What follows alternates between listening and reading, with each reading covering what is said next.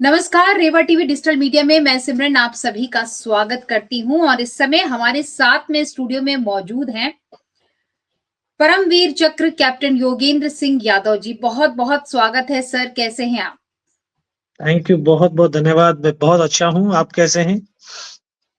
मैं भी बढ़िया हूँ और जैसा कि आप जानते हैं कि फरवरी का महीना चल रहा है और 14 फरवरी जो है, हम अपने उन वीर भाइयों को याद करते हैं जो कि पुलवामा में शहीद हो गए थे।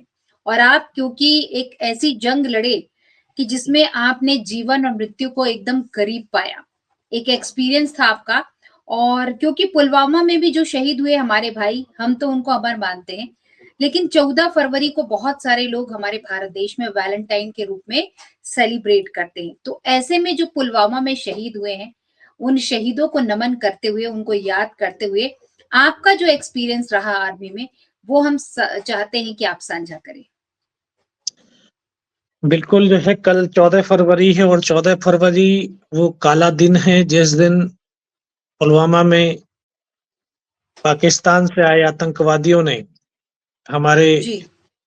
पैरामिलिट्री फोर्सेस के जवानों के ऊपर एक कायराना हमला किया और जो हुँ, अमानवीय क्रूरताओं की सारी हदों को उन्होंने पार कर दिया। हुँ, उसमें 40 से ज़्यादा हमारे जवान शहीद हुए और ये वैलेंटाइन डे ये हमारे देश की तो प्रथा है नहीं, ये पश्चिम की प्रथा है और पश्चिम की प्रथाओं में हम इतने ग्रस्त होते चले जा रहे हैं कि अपनी संस्कृति को भूलते चले जा रहे हैं।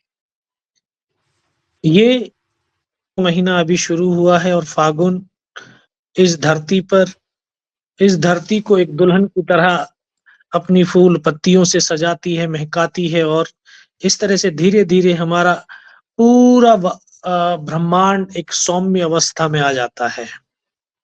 तो ये हमें ताकत देता है, सुगंध देता है क्योंकि हमें अपने जीवन में सुगंध भरनी है, अपने संस्कारों की, अपने कर्मों की। तो ये उस महक को, उस प्रेरणा देता है अपने कर्मों के पथ पर चलने के लिए। तो जी। ये दिन वो दिन है, जो सर्द ऋतु के बाद धीरे-धीरे अब सर्दी खत्म होती जा रही है और गर्मी अभी आने लगी है और गर्मी की जब बात करते हैं तो गर्मी ये का मतलब ताकत होता है कि हमारे शरीरों के अंदर ताकत आने लगती है, हम अपने कार्यों को और बेहतर तरीके से करने लगते हैं। लेकिन पश्चिम के लोग कुछ और इसको और यही हमारे आज युवाओं का एक बड़ा फैशन बन गया है। लेकिन इसी दिन पाकिस्तान ने एक कायराना हरकत किया और हमारे 40 से ज़्यादा जवानों को शहीद कर दिया। मैं देशवासियों को कहना चाहता हूँ, युवाओं को कहना चाहता हूँ या हमारा देश सर्वप्रथम है। देश ने हमें जन्म दिया, हमें पहचान दी, हमें भोजन दिया, हमें पानी दिया, संस्कार दिया और इस राष्ट्र से क्या चाहिए?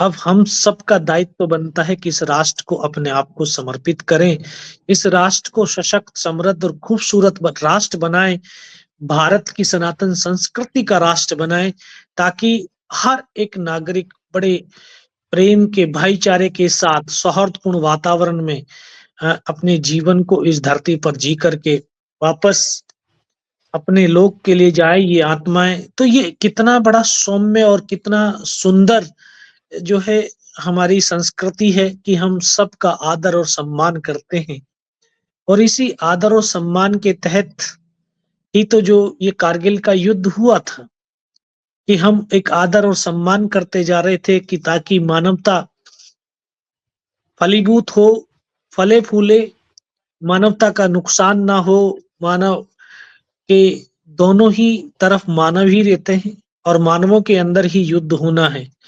तो किसी माँ की कोई गोद ना उजड़े, अ, भाई का कंधा ना टूटे, एक बहन की राखी ना टूटे, एक एक वीरांगना का मांग का सिंदूर ना उजड़े। इसीलिए समझौता एक्सप्रेस लाहौर बस यात्रा शुरू की ताकि एक सौहार्दपूर्ण वातावरण बने। लेकिन पाकिस्तान ने इस तरह से एक कायराना हरकत किया और हमारी तमाम बड़ी चौकियों के ऊपर कब्जा कर लिया और हिंदुस्तान की फौज ने, क्योंकि हिंदुस्तान शांति का दूत रहा है और हमने सच में दुनिया को शांति दी है।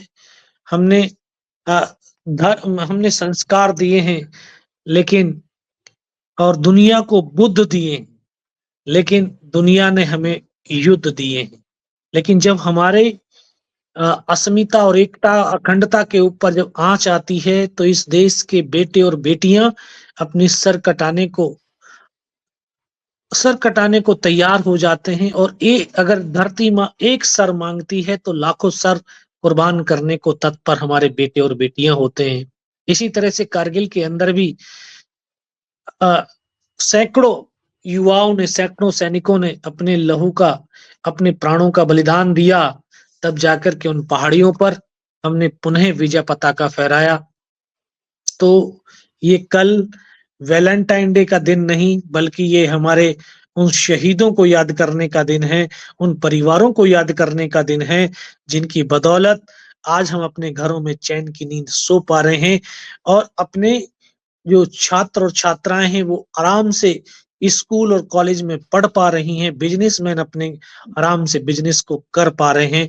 तो हमें उनको याद करना चाहिए, उनकी श्रद्धांजलि उनको अर्पित करना चाहिए और मैं तो कहता हूँ जीवन में जब कभी आपके नर्वसता आ जाए, आपकी नेगेटिविटी आ जाए, आप हताश और निराश होने लगें, तो आप अपने गाँव, शहर, मोहल्ले या प्रदेश के ऐसे शहीद परिवारों के घर जाएँ और उनके जो चाहे वो वीरांगना हो, चाहे उसकी वीर माता हो, उनके चरणों को ज़रा छू कर के देखना, तो आपकी तमाम समस्याएँ बौनी हो जाएँगी और आपके अंदर एक सकारात्मक ऊर्जा भर जाएगी।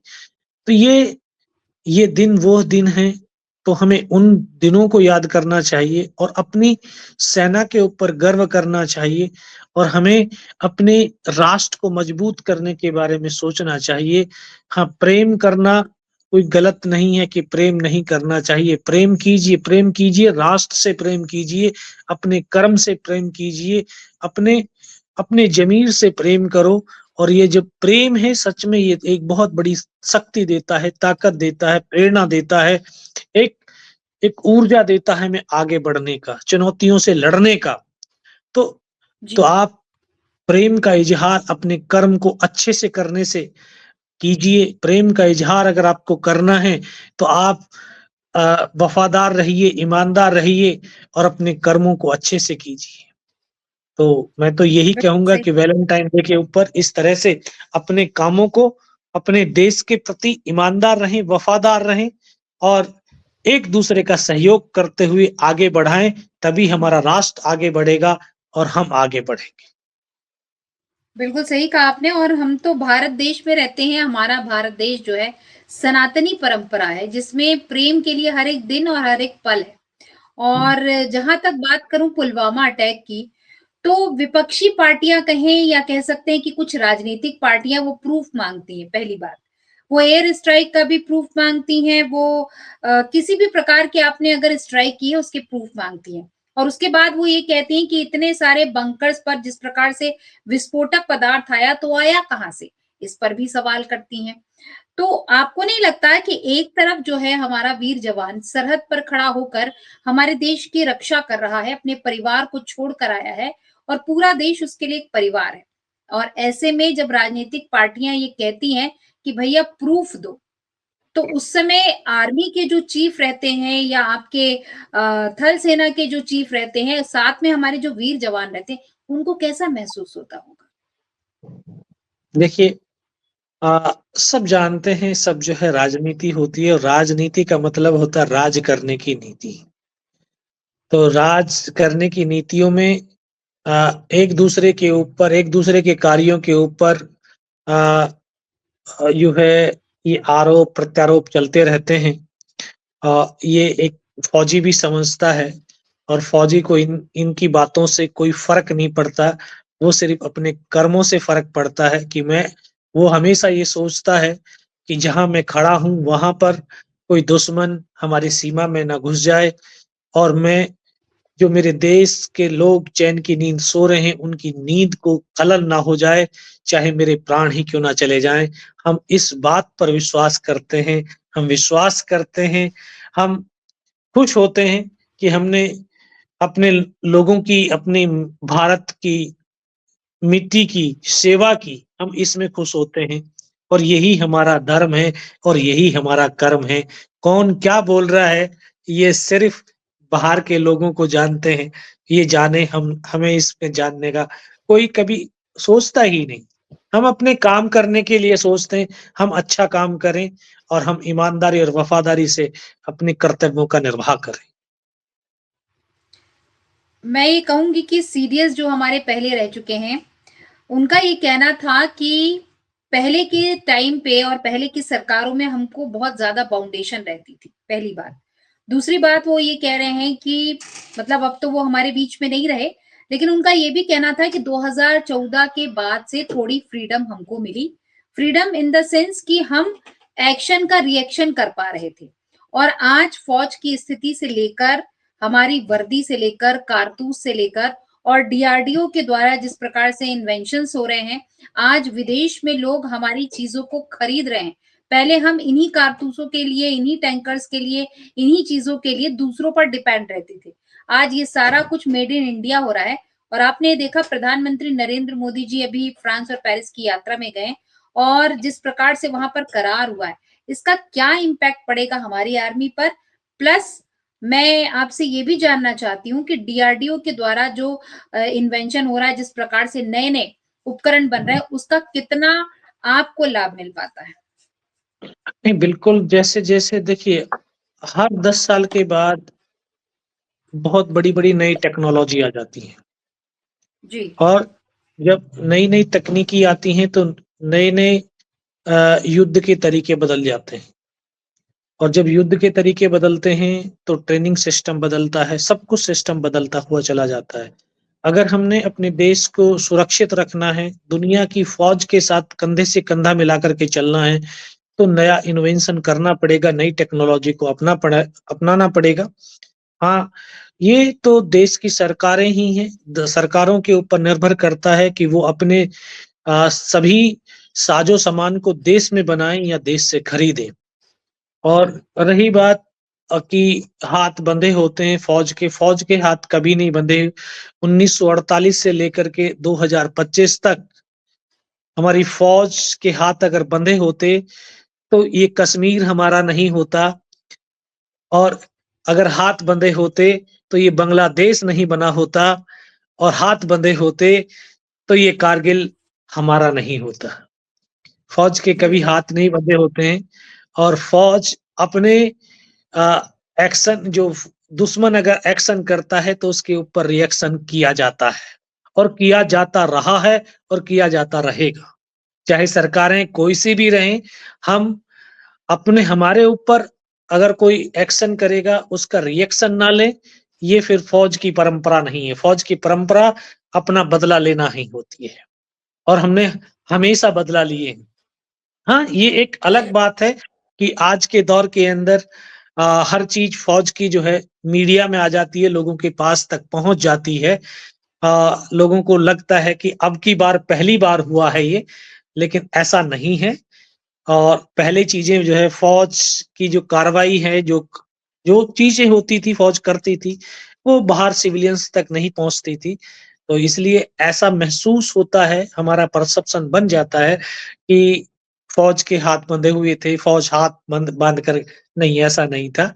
और बाकी हाँ, ये तो सरकारों के ऊपर निर्भर है कि हाँ, नई टेक्नोलॉजी और विकसित भारत की तरफ हम बढ़ रहे हैं, तो हमें आत्मनिर्भर भारत बनना पड़ेगा। अपनी अपनी चीज़ों को बाहर से इन्वेंट ना करके तो हमें अपने देश में अगर निर्मित होंगी, तो हम आसानी से वो उपलब्ध हो सकती हैं। कोई देश अ, विपत्ति के दौरान अपने साज़ो-सामान देने के लिए मना भी कर सकता है। आज हम किसी के ऊपर निर्भर तो नहीं रहेंगे, हम आत्मनिर्भर बनते चले जाएँगे। और जब हम जितने आत्मनिर्भर बनेंगे, तो हमारी अगर टेक्नोलॉजी अच्छी होगी, हमारे जो है वेपन्स अच्छे होंगे, हमारा इक्विपमेंट अच्छा होगा, तो दूसरे जो देश हैं, वो भी खरीदेंगे, देश से देश की इकोनॉमी और बढ़ेगी। जब देश की इकोनॉमी बढ़ती है, तो देश आंतरिक रूप से डेवलपमेंट करता है। तो ये एक नई चीज़ें गवर्नमेंट चला रही है और ये बहुत अच्छी चीज़ें हैं और इसका स्वागत है और ऐसे ही हमारा राष्ट्र विकसित राष्ट्र बनेगा जब हम सब आत्मनिर्भर बनेंगे। अभी प्रधानमंत्री नरेंद्र मोदी जी गए हुए हैं एआई समिट का और अगर मैं बात करूँ एआई का, तो एआई का हमारे इंडियन आर्मी पर कितना इम्पैक्ट पड़ सकता है? और साथ ही साथ क्योंकि आज हम बात करते हैं टेक्नोलॉजी की और कई बार आप देखते हैं जैसे कि आपने ये सुना होगा कि डिजिटल हैक कर लेते हैं। कई बार आपके जो है साइबर हैक कर लेते हैं। तो इनका हमारी जाँच एजेंसियों पे और जो हमारी जो कह सकते हैं सुरक्षा एजेंसी है, इन पर क्या इम्पैक्ट पड़ता है? नहीं, बिल्कुल जो है, जो आर्टिफ़िशियल इंटेलिजेंस है, ये बहुत कुछ बदल देती है और बहुत कुछ जो है एक सही जाँच को दूसरी जाँच की तरफ, गलत जाँच की तरफ बढ़ा सकती है। और सच में आज जो है जब टेक्नोलॉजी का ज़माना है, अ, जी, इस टेक्नोलॉजी के ज़माने में पूरी तकनीकी का ही प्रयोग हर जगह किया जा रहा है। ये ये मान के चलिए कि अभी फिजिकल युद्ध बहुत कम होने वाले हैं। जो भी युद्ध होंगे अब, वो सब अ, तकनीकी आधारित होंगे, यानी साइबर वॉरफेयर होगा। हमें गोली चलाने की आवश्यकता ही नहीं है। बिना गोली चलाए हम साइबर वॉरफेयर से किसी भी देश की आर्थिक कमर को तोड़ सकते हैं। ठीक है? हम उसके पूरे सिस्टम को खत्म कर सकते हैं। तो ये बहुत बड़ी चुनौतियाँ हैं और ये चुनौती अब लगातार बनी रहेंगी, हर देश के लिए बनी रहती हैं और हमारे देश के लिए किस लिए, अब हमें टेक्नोलॉजी का जब हम इस्तेमाल कर रहे हैं तो इसके लिए भी विस्तृत जानकारी इसकी होनी चाहिए और इसका काउंटर भी हम बना रहे हैं और इसका काउंटर भी लाया जा रहा है ताकि हमारे सिस्टम हैंग ना हो। हमारी जो कोई भी ऐसी तकनीकी है जो निष्क्रिय हो जाए, हम अपने काम को सुचारू रूप से चलते रहें और भारत की फ़ौज इतनी ज़्यादा टेक्नोलॉजी पर निर्भर नहीं है। हम जो पुरानी परंपराओं पर चलते आ रहे हैं, कोई चीज़ें फ़ॉल्स हो सकती हैं, टेक्नोलॉजी हर चीज़ को फ़ॉल्स दिखा सकती है, लेकिन हम फ़िज़िकल अपना काम को करने में समर्थ हैं और जब तक हम फ़िज़िकल नहीं करते हैं, तब तक हम उसके ऊपर पूर्ण विश्वास नहीं करते हैं। इसीलिए हम इंडियन आर्मी है, हम पूरी टेक्नोलॉजी के ऊपर निर्भर नहीं है। हम हमारी जो जो कार्रवाइयाँ वो एक जो ग्राउंड टू ग्राउंड, एक पर्सन टू पर्सन कार्रवाई होती है और person to person, ground to ground जो भी कार्रवाई होती है, जो भी हम इन्फॉर्मेशन कलेक्ट करते हैं, वो बिल्कुल रियल होती है। और उसी के जो जो इन्फॉर्मेशन हमारे रियल होगी तो प्लानिंग हमें अच्छी बना सकते हैं और जब हमारी प्लानिंग अच्छी होगी तो सक्सेस 100% पुलवामा का जब अटैक हुआ, बहुत सारे लोगों ने ये भी बात की कि हमारे बहुत सारे जो फौजी भाई होते हैं, वो शहीद हो जाते हैं और उस कंपैरिज़न में इंडियन आर्मी में लोग पहले की तरह जो है, वो भर्ती नहीं हो रहे हैं। तो कहीं न कहीं आपको नहीं लगता कि अग्निवीर जो योजना आई, उस कमी को पूरा करने का एक माध्यम, एक ज़रिया आई? क्योंकि रेगुलर भर्ती तो नहीं हो रही। नहीं, रेगुलर रेगुलर की नहीं जगह 4 साल। हाँ, 4 साल का कर दिया, अग्निवीर कर दिया। तो जितना पहले हमारा रेगुलर होता था भर्ती, वो उतना ही अभी अग्निवीर भर्ती हो रहा है और रिटायरमेंट तो हर साल हो रहे हैं। जिनकी सर्विस पूरी हो रही है, वो तो रिटायरमेंट हो रहे हैं। तो इसमें आपूर्ति कहाँ हो रही है? इसमें तो कहीं तो पूर्ति नहीं मतलब हो रही है और इसीलिए जी, जो है युवाओं में अपने देश की सेवा करने का बहुत जुनून था, बहुत जुनून। वो वर्दी पहनना जी, चाह रहे थे। वो वर्दी पहनने जी। के जुनून उनके अंदर था, लेकिन जब से अग्निवीर आई है तब से जो है वो क्रेज कहीं न कहीं कम हो गया है। क्योंकि वो उसके मन और हुँ, मस्तिष्क में ये रहता है कि मैं 4 साल ही क्यों, मैं अपना जीवन क्यों ना उस सेना के अंदर अर्पित करूँ, समर्पित करूँ।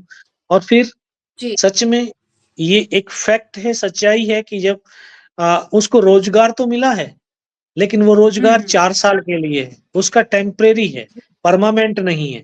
तो जब परमानेंट नहीं होता है तो कहीं न कहीं उसके अंदर संशय होने लगते हैं और कहीं न फिर लगता है कि यार 4 साल के बाद अगर मैं वापस आ गया तो फिर बेरोज़गार हो जाऊँगा।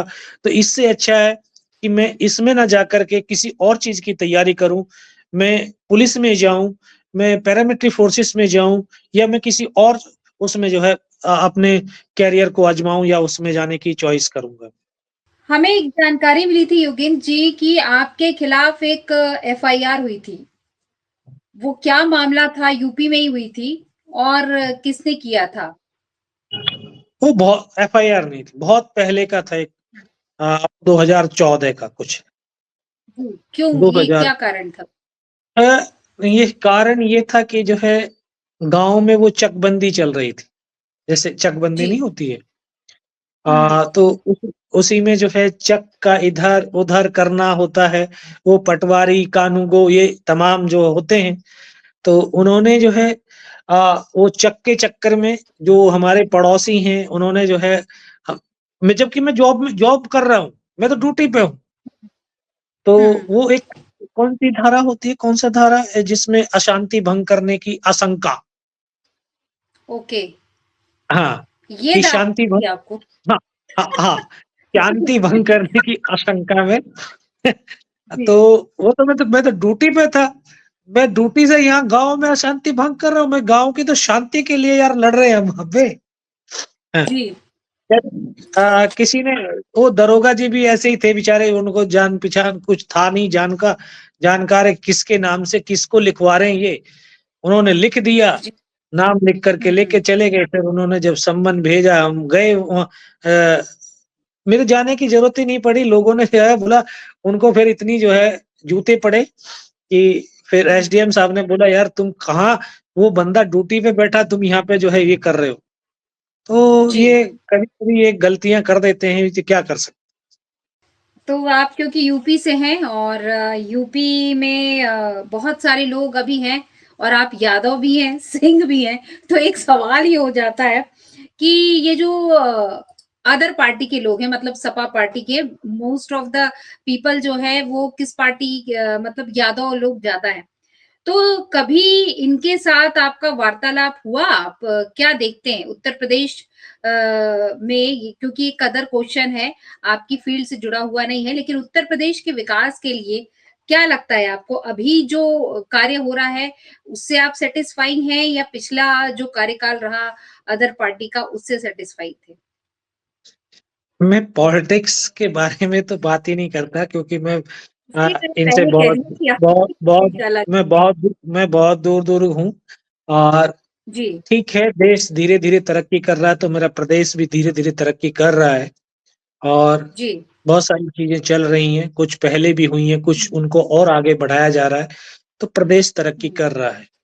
हाँ, क्योंकि हुँ, ये एक जैसे परिवार होता है ना, परिवार में पिता कुछ करके जाते हैं, तो पुत्र आकर के कुछ उसको आगे बढ़ाते हैं, तो कुछ ऐसे भी होते हैं कि किए हुए को उसको खत्म कर देते हैं। बट ये और कुछ ये आगे तो यहाँ बढ़ा तो देते 5, हाँ, यहाँ तो 5 साल का है खेल। 5 साल के लिए कुर्सी जी, मिलती है, किसी का काम होता है कि यार इसको ऐशो-आराम में निकालने जाए, और कोई होता हुँ, है कि नहीं, मुझे चुन कर के भेजा है तो मुझे जो है काम करना चाहिए। जी, क्योंकि वोट माँगते समय तो सब हाथ जोड़ते हैं, और जब कुर्सी मिल हुँ। जाती है, तो फिर कोई जाता है तो उसको थप्पड़ ही मिलते हैं, उसको फिर ऐसे हाथ नहीं जोड़े जाते हैं फिर तो ऐसे खोला जाता है। तो मिल जाए ये तो बड़ी एक, हाँ, ये जो है ऐसा है, तो जी। उस तरफ सोचा भी नहीं और उस तरफ जाना भी नहीं, तो उस जिस तरफ जाना नहीं, तो उस तरफ की जो है जानकारी लेना भी, जानकारी रखना भी ठीक नहीं है। अच्छा एक सवाल एक्चुअली कल स्पेस पे उठा था वो ये कि जिस प्रकार से मैं आपको बताऊँ जबलपुर में ऑर्डिनेंस फैक्ट्री है, गन कैरेज फैक्ट्री है, तो ये हुँ, साल में 1 या 2 जो है इस प्रकार की कह सकते हैं प्रोग्राम रखते हैं, एग्ज़िबिशन रखते हैं और वो बताते हैं कि हमने इस बार जो है वो किस प्रकार से कारतूस में थोड़ा-सा कह सकते हैं अपडेट हुए हैं या किस प्रकार से हम तोप में जो है अपडेट हुए, मतलब वो जानकारी एक होती है और कौन-कौन से इक्विपमेंट्स, कौन-कौन से कारतूस जो है वो युद्ध में काम आते हैं और कितनी मारक क्षमता की है।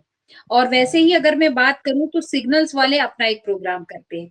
लेकिन कुछ लोगों का ये सवाल उठा कि आर्मी जो है वो नित नए परिवर्तन कर रही है, नित नए इक्विपमेंट्स यूज़ कर रही है और किस प्रकार से ट्रेनिंग दी जाती है, किस प्रकार से उन कारतूस का यूज़ किया जाता है, कितनी मारक क्षमता की होती है, इस पर हमारे देश में कोई मैगज़ीन अगर हो तो उनको जानकारी मिल सके एक और दूसरा क्या आर्मी को इस प्रकार का एग्ज़िबिशन लगाना चाहिए और अगर लगता है तो ये कहाँ लगता है? इसकी जानकारी।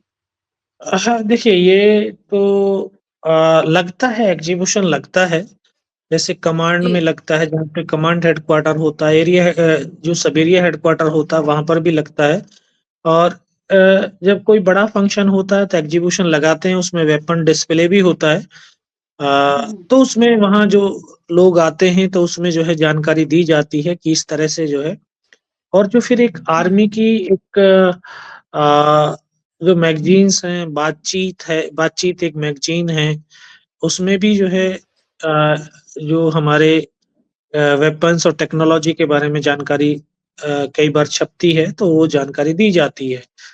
जी। बाकी बहुत सारी चीज़ें रिस्ट्रिक्टेड होती हैं, और जो हम्म। एक सिविल में जो है उसको नहीं दिया जा सकता है, तो उनके ऊपर निषेध होता है, तो वो उस तरह से अलग रख दी जाती हैं। तो ऐसी कोई बुक है जिसको इंसान पढ़ सके और ये पता कर सके कि आपके यहाँ जो अपडेट्स हो रहे हैं उसकी क्या जानकारी वो ले सकता है इन केस अगर उसको नहीं, आपके फील्ड में उसको आ नहीं, किस लिए उसको अपडेट चाहिए?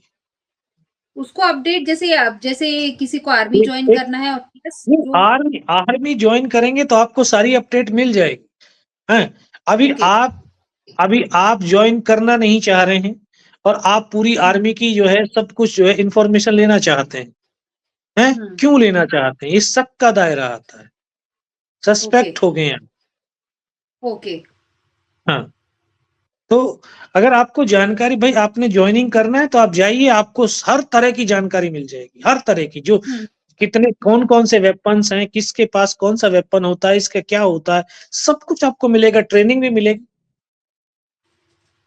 और अगर किसी को आपके मतलब ये जानना हो कि इतने सारे लोग काम किए और इतने सारे परमवीर चक्र मिले, उनका जीवन कैसा रहा, एक्सपीरियंस कैसा रहा, उनके बारे में अगर कुछ रिलेटेड कोई बुक हो तो, बहुत जीवन से बुक रिलेटेड। बहुत जैसे एक परमवीर बुक है, परमवीर चक्र एक बुक है, किसने, जनरल कार्डोज ने लिखी है। हुँ, एक हुँ। जनरल वीपी मलिक ने लिखी है, ठीक है? जी। और मेरा ऑटोबायोग्राफी है, हीरो ऑफ टाइगर हिल।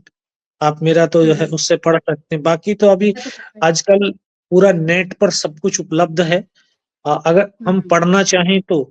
और सच में जी, हम सिर्फ क्वेश्चंस पूछने के माहिर हैं, बट जो है कभी हमने इंटरनेट के ऊपर बहुत सारी ऐसी चीज़ों को देख लेते हैं, जिनका हमारी ज़िंदगी से कोई ताल्लुकात नहीं होता। बट मैं पिछले 2 साल के अंदर 4 लाख स्टूडेंटों से मिला हूँ और पूरे देश में घूम ही रहा हूँ, ठीक है? कभी आप पूछ करके मैं पूछता हूँ कि यार ये तो बता दो, परमवीर चक्र कितने लोगों को मिला है? चलो संख्या ही बता दीजिए, नाम तो आप कभी नहीं बता सकते, हैं? लोगों को नहीं हुँ, मालूम है। लोगों को ये भी नहीं मालूम है कि कितने परमवीर चक्र आज देश में जीवित हैं। लेकिन लोगों को ये मालूम होगा कि एक क्रिकेटर, कितने जो है क्रिकेटरों के नाम मालूम होंगे, फ़िल्म स्टारों के नाम मालूम होंगे, ये भी मालूम होगा कि उस क्रिकेटर ने इतने रन बनाए, उसने ये बनाए। अरे ठीक है, क्योंकि वो हर रोज़ आपको टीवी पे दिखते हैं, लेकिन ये फौजी आपको टीवी पे नहीं दिखते हैं। ये एक ऐसे पीछे से आपको सपोर्ट करते हैं, ताकि जी, आप हर हर चीज़ को कर सकें। ठीक है? लेकिन इनके बारे में भी तो जानना बहुत ज़रूरी है। जिस तरह से हम इस सिर्फ़ बॉडी को देखते हैं ना, बॉडी को, सिर्फ़ इसी का मेकअप करते हैं हम, इसी को सजाते हैं, लेकिन हमारे इस बॉडी को चलाने वाली कौन है? सोल, आत्मा। हम कभी उससे उससे बातें नहीं करते, कभी उसके बारे में नहीं सोचते। और हैं? तो ऐसे ही एक फ़ौजी है, वो वो बिल्कुल चुपचाप है, बॉर्डर पे खड़ा है, 55 डिग्री टेम्परेचर में, -50 डिग्री टेम्परेचर में खड़ा है, लेकिन उसकी बदौलत राष्ट्र चल रहा है। हम कभी उनके बारे में बिल्कुल। नहीं सोचते, ना उनके कभी नाम याद करने की कोशिश करते हैं। अरे ऐसे योद्धा, ऐसे हीरोज़ इस देश में रहे हैं, जिनके नाम लोगों को नहीं पता है। ये एक बड़ा दुर्भाग्यवश है। ये होना चाहिए, और ये शिक्षा पद्धति में हो, ताकि सब लोगों तक पहुँचे। तो हम इंटरनेट से देख सकते हैं, आज तो सबके पास में मोबाइल है, इंटरनेट है। और मुझे लगता है कि सिलेबस में भी बच्चों को ये पढ़ाया जाना चाहिए जैसे कि कारगिल विजय है हम छोटी छोटी मतलब वॉर के बारे में बताएं ताकि बच्चे जान तो सकें एटलीस्ट क्योंकि आज वो बिल्कुल, फ़िल्म देख लेते हैं, तो उसी के हिसाब से अपना जो मोटो है वो डिसाइड कर लेते हैं कि नहीं ऐसा हुआ होगा, वैसा हुआ होगा। क्योंकि फ़िल्म और रियल लाइफ़ में बहुत डिफ़रेंस होता है। और बिल्कुल, आज के बच्चों को इसलिए बताना बहुत ज़रूरी है कि उनको एटलीस्ट डिफ़रेंस भी तो पता हो कि आर्मी क्या है, एयर फ़ोर्स में कैसे वर्किंग होती है, नेवी में कैसे वर्किंग होती है। ख़ैर जो एनसीसी के स्टूडेंट होते हैं उनको थोड़ी बहुत जानकारी बेसिक दी जाती है। लेकिन मुझे ऐसा लगता है कि आज के बच्चों को जैसे कि आप एज़ अ मोटिवेटर आप उनको मोटिवेट करने का प्रयास कर रहे हैं। आप स्कूलों में भी जाते हैं, आप कॉलेजेस में भी जाते हैं। तो मेरे ख्याल से सरकार आप ऑल ओवर इंडिया के बच्चों को जो है कर सके जिस प्रकार से आपने बताया ना तो वैसे आपको नहीं लगता कि सरकार को एक ऐसा कुछ प्रोग्राम बनाना चाहिए जिसमें कि आप सब जितने भी रिटायर्ड पर्सन हैं वो अपने एक्सपीरियंस भी साझा करें उनको मोटिवेट भी करें। बिल्कुल, बिल्कुल बनाना चाहिए। ये तो मैं बहुत दिन से कह भी रहा था कि देखिए एक इंडिविजुअल व्यक्ति अ, अभी मैं अगर अपनी बात करता हूँ तो अगर मैं इंडिविजुअल अगर प्रयास करूँगा तो 10,000 बच्चों तक पहुँच पाऊँगा। और अगर सरकार का सपोर्ट होता है, सरकार का एक वो मिलता है तो हम 10 लाख लोगों तक पहुँच सकते हैं। तो इससे राष्ट्र निर्माण होगा और बच्चे राष्ट्र के साथ कनेक्ट होंगे, हमारी फ़ौज के बारे में जानेंगे, हमारे योद्धाओं के बारे में जानेंगे, तो उनमें राष्ट्रभक्ति और राष्ट्र प्रेम की भावना जागृत हो। तो यही है कि अभी तो आपने अकेले सफ़र शुरू किया है, अगर आपके साथ टीम वर्क हो जाए, जैसे कि आपने कहा ना कि मैं अकेला 10,000 और साथ पे फिर होते जाएँगे तो 10 लाख और जिस प्रकार से हमारी इंडिया की पॉपुलेशन है, उसके अकॉर्डिंग तो इतने सारे आपके जो रिटायर्ड आर्मी के पर्सन हैं या एयर फ़ोर्स के हैं या फिर क कह दीजिए नेवी के हैं, वो सभी अगर आकर नॉलेज देंगे, तो मुझे ऐसा लगता है कि जो लोग अभी आर्मी से डरते हैं, अभी भी एक डर बना हुआ है कि नहीं भई बच्चे को हमने वहाँ पर जॉइन कराया, तो वो कहीं युद्ध में चला गया, वॉर में चला गया और शहीद हो गया। एक वो जो कहते हैं ना डर बना हुआ है।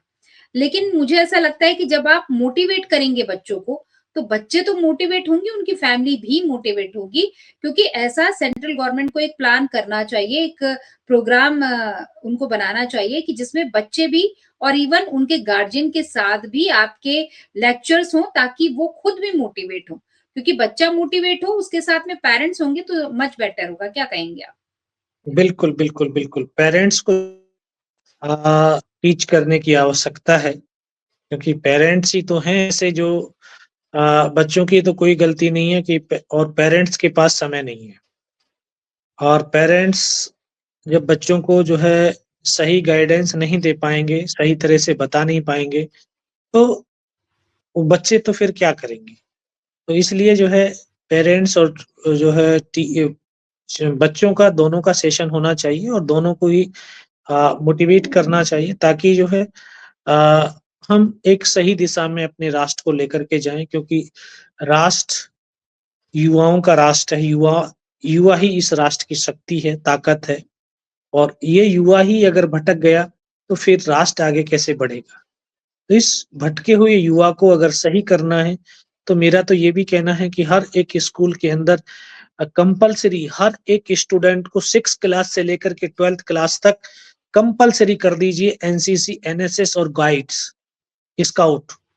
अगर तीनों में से कोई सा भी एक चॉइस कर सकता है और 6 साल तक अगर बच्चा इन संस्था में इसके साथ रहता है, तो बहुत सारा उसका बिहेवियर चेंज हो जाता है। बहुत उसके थॉट्स चेंज हो जाते हैं। आज आज पेरेंट्स इसलिए दुखी नहीं है कि उसके बच्चे ने 99% जो है मार्क्स लिए हैं। वो इसलिए दुखी है कि 99% लेने के बाद उसके बच्चे का बिहेवियर अच्छा नहीं है। तो बिहेवियर अच्छा कैसे बनेगा?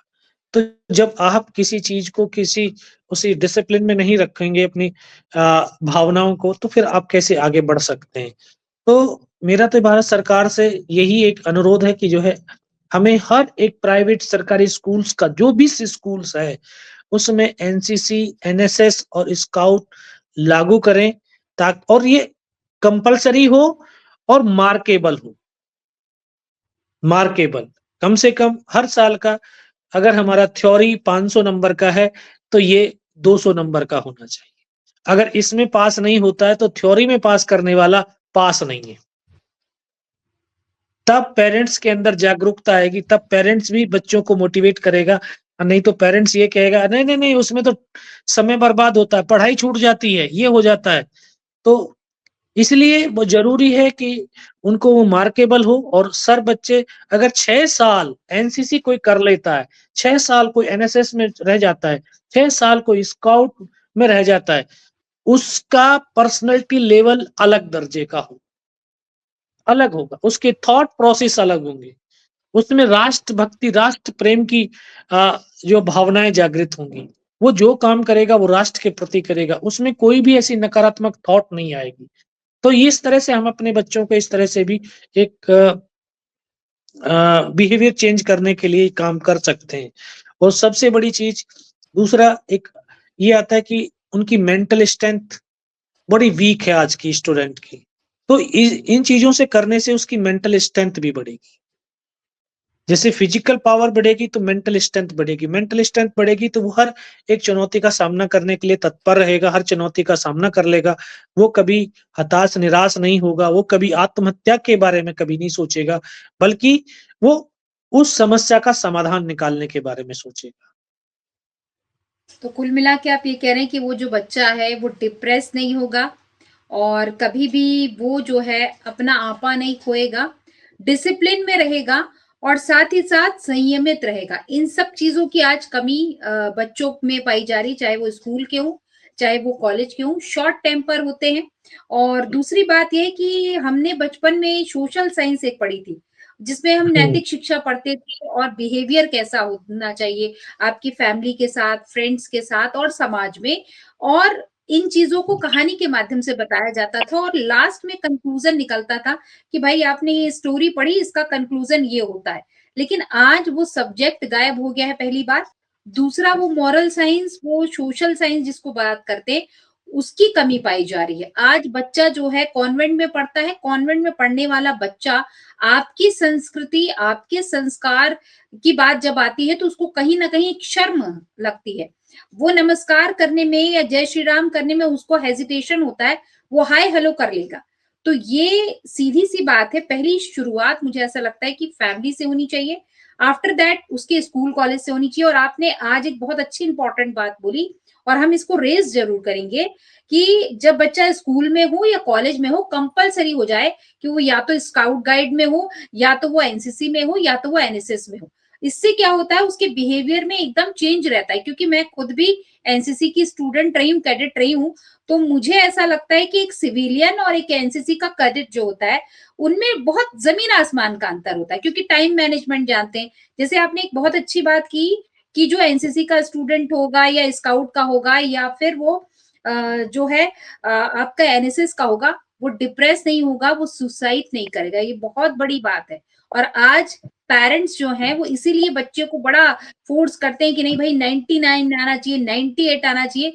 वो बच्चा आता है, एग्जाम प्रिपरेशन देता है और उसका नहीं हो पाता है, तो वो उस डर के कारण, उस शर्म के कारण कि मेरे माता-पिता के इतने पैसे खर्च हुए, सुसाइड कर लेता है। लेकिन ज़िंदगी बहुत अनमोल होती है और आप आज आर्मी के बाद बच्चों को मोटिवेट करने का जो काम कर रहे हैं, वो काबिले तारीफ है। और मैं चाहूँगी कि आप आने वाले वक़्त में थोड़ा-सा और समय निकालें ताकि स्पेस में बहुत सारे लोग आते हैं, वो भी आपसे जान सकें, आपकी बातों को सुन सकें और हम एक मुहिम चालू करें कि सेंट्रल गवर्नमेंट एक ऐसा प्लान करे, एक ऐसा प्रोग्राम बनाए रक्षा मंत्रालय के अकॉर्डिंग, जिसमें आप जैसे सीनियर्स जो जाकर बच्चों को मोटिवेट कर सकें और जीवन जीने के जो तरीके हैं वो सिखा सकें। आपकी बुक वो पढ़े, आपको जाने, आपके ऑटोबायोग्राफी को जाने और पढ़े कि कैसे स्ट्रगल किया आपने। ज़िंदगी और मौत के दर्शन कैसे होते हैं और उस समय अपने आप को कंट्रोल कैसा रखना होता है, ये बहुत इम्पोर्टेंट बात है। जब मैं आपका इंटरव्यू ले रही थी और उस समय जब आप अपनी कहानी बता रहे थे, कितनी गोलियाँ लगने के बाद भी साँस रोका, वो उसको कहते हैं संयम। और यही चीज़ सिखाई जाती है आर्मी में, एनसीसी में, स्काउट गाइड में और एनएसएस में। क्या कहेंगे आप? बिल्कुल, बिल्कुल, बिल्कुल। देखिए ये जो साँस है, साँस अ, ये हमारी ज़िंदगी तो है ही है और जो हमारे दैनिक कार्य है इससे भी बहुत गहरा इनका साँसों का संबंध है। ये संयम तो लाती ही हैं, जितनी गहरी आपकी सांस होगी उतना आपका मन और मस्तिष्क शांत होगा। जब मन और मस्तिष्क शांत होगा तो मन में कोई संशय नहीं होगा, एक संयम, एक नियंत्रण हो जाएगा। जब आपका मन नियंत्रित है, आपका मस्तिष्क नियंत्रित है, तो आप जो चाहते हो वो कर सकते हो, जो पाना चाहते हो वो पा सकते हो। आप इतनी इसमें ताकत होती है कि इसी संयम से, इसी सांसों के संयम से आप अपनी मृत्यु को भी टाल सकते हो। ये इतनी बड़ी ताकत होती है। और ये हमें क्या एक डिटर्मिनेशन पैदा कर देती है, दृढ़ संकल्प हमारे अंदर आने लगते हैं। और सच में दृढ़ संकल्प की ताकत आप नहीं समझते होगे, लेकिन महाभारत आपने देखी होगी, उसमें पितामह भीष्म थे एक, उन्होंने जीवन में प्रतिज्ञाएं करी थी और उन्हीं प्रतिज्ञाओं की बदौलत, उसी कमिटमेंट की बदौलत उन्होंने इंद्रियां ही नहीं अपनी मौत को भी अपनी मुट्ठी में बांध लिया था। ये कमिटमेंट है। अर्जुन ने इतने बाण मारे थे, प्राणों को नहीं हर पाया था। अर्जुन भी उनके प्राणों को नहीं हर पाया था। एक ऐसा वो योद्धा बचा जो बाणों की सरसैया पे था लेकिन प्राण नहीं गए थे। तो वो कमिटमेंट थी। ये कमिटमेंट की पावर होती है और ये सब सांसों के सदने से आती है, सांसों से ही संयमता आती है। तो 14 फरवरी और साथ में मैं बात करूंगी पुलवामा अटैक। उसको लोग याद करते हैं, शहीदों को नमन करते हैं। और जबलपुर शहर जहां मैं रहती हूँ वहां पर खुड़ावल गांव है, और वो एक ऐसा गांव है जहां पे हर दूसरे घर में एक जो बेटा है वो फौज के लिए जाता है। पिता है, उसके बाद उसका बेटा, और उसके बाद उसका बेटा।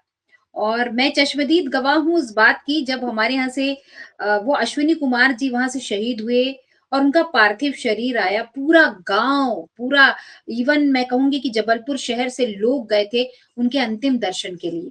ऐसा पहले भी होता था, लेकिन जिस प्रकार से देशभक्ति और देश के प्रति जज्बा लोगों में जागा है, वो देखते बन रहा था कि एक शहीद आ रहा है, उसके पार्थिव शरीर को छूने के लिए लोग बाग जो है ना, पूरी इतनी भीड़ थी कि पैर रखने की जगह नहीं थी।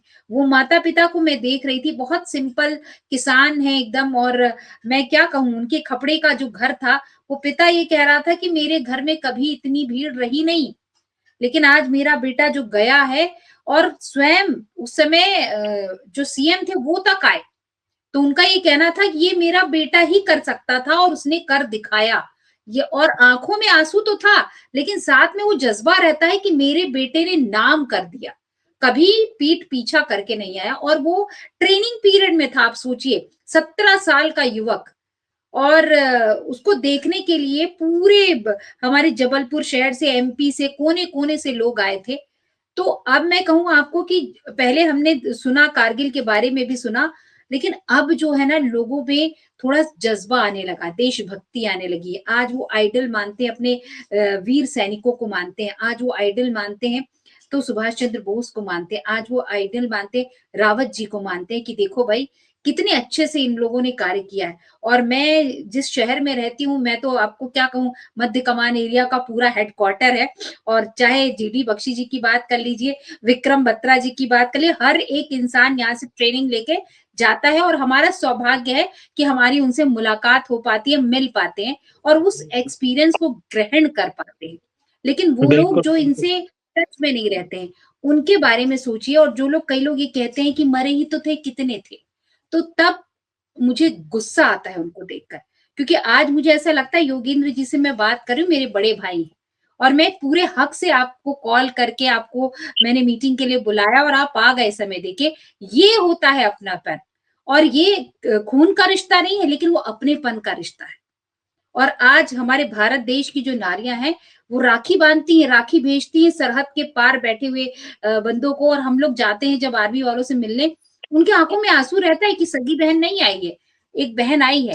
वो चीज देखकर मुझे बहुत अच्छा लगता है। तो क्या कहेंगे 14 तारीख को ऐसे लोगों को, जो यंगस्टर्स हैं, जो पाश्चात्य संस्कृति की तरफ बढ़ रहे हैं, जिनके लिए हर एक दिन जो फरवरी का है कोई ना कोई सेलिब्रेट करने का है, लेकिन 14 तारीख को मुझे ऐसा लगता है कि शहीद दिवस के रूप में मनाया जाना चाहिए और उनको नमन करना चाहिए। और साथ ही साथ एक चीज़ ये है कि देश के प्रति भक्ति और राष्ट्रीयता क्या होती है उसका संदेश देना चाहिए।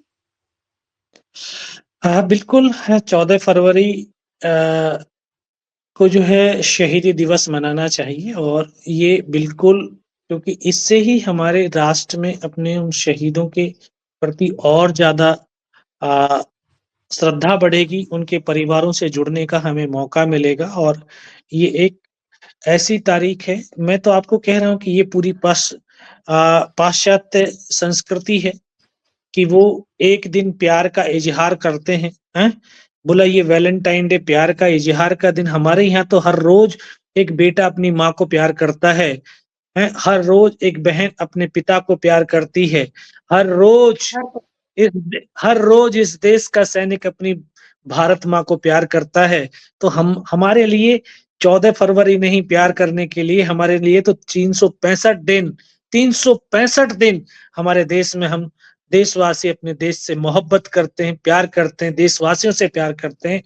तो हमें ऐसे ये बेहुदा के मैं तो इसको बेहुदा ही कहूँगा, ये बेहुदा की जो है चीज़ें हैं, इनको छोड़ करके अपने देश की संस्कृति पर लौटना चाहिए क्योंकि देश की संस्कृति ही हमारी आत्मिक शक्ति को, आत्मबल को बढ़ाती है, यही हमें स्ट्रॉन्ग करती है, हमें लड़ने की ताकत देती है। तो अगर हमें लड़ने की ताकत मिलती है, तभी हम अपने जीवन में कुछ मुकाम हासिल कर पाते हैं और मैं पुनः आप लोगों से कहूँगा कि देखिए अ, ये युवाओं का राष्ट्र है और युवा आप सब इसकी ताकत हैं और इसकी ताकत कैसी होनी चाहिए, ये विश्व को दिखना चाहिए कि भारत के युवा अपने देश के लिए मर मिटने के लिए, अपने देश को विकसित करने के लिए, अपने देश को समृद्ध, सशक्त बनाने के लिए, अपने देश को स्वच्छ और स्वस्थ बनाने के लिए एकजुट होकर के अपने देश के साथ कंधे से कंधा मिला करके चल रहे हैं, तो हमारा देश सच में सुपर पावर होगा और यही मेरा आप लोगों से संदेश है कि हम सब मिलकर के इस राष्ट्र का निर्माण करें, इस राष्ट्र को विकसित भारत बनाएँ और 14 फरवरी को वैलेंटाइन डे नहीं बल्कि शहीदी दिवस के रूप में मनाएँ।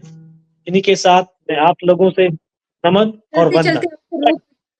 आपको रोक रही हूँ, अभी इस समय स्पेस पे भी आप लाइव हैं, तो हमारे अरुण भैया हैं, अजय सिंह यादव जी हैं, वो भी यूपी से हैं।